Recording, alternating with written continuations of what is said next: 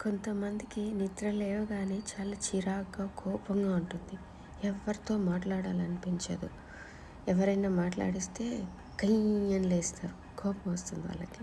వాళ్ళకి కొంచెం టైం ఇవ్వాలి. నిద్ర లేవగానే మాట్లాడరు.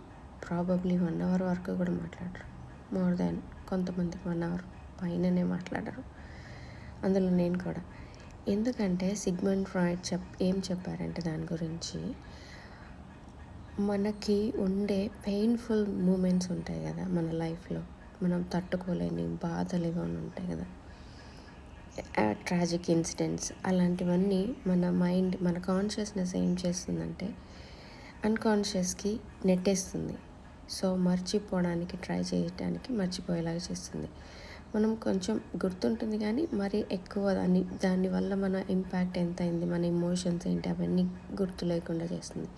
కానీ మనం మార్నింగ్ లేవగానే అన్కాన్షియస్ మైండ్ ఏం చేస్తుందంటే కాన్షియస్ మైండ్కి ఆ మెమరీస్ అన్నిటినీ నెట్టడానికి ట్రై చేస్తుంది.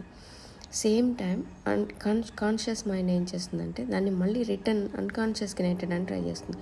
సో స్ట్రగుల్ అవుతూ ఉంటుంది మైండ్లో. సో ఆ మైండ్లో స్ట్రగుల్ అవుతున్నప్పుడు మనకి చాలా ఇరిటేషన్ ఉంటుంది. అందుకే చాలామందికి పొద్దున్న లేవగానే ఇరిటేషన్ వస్తుంది. అంటే వాళ్ళ లోపల చాలా తట్టుకోలేని బాధలన్నీ వాళ్ళు మైండ్లో వెనక్కి నెట్టేసి ఉంటాయన్నమాట అన్కాన్షియస్లో.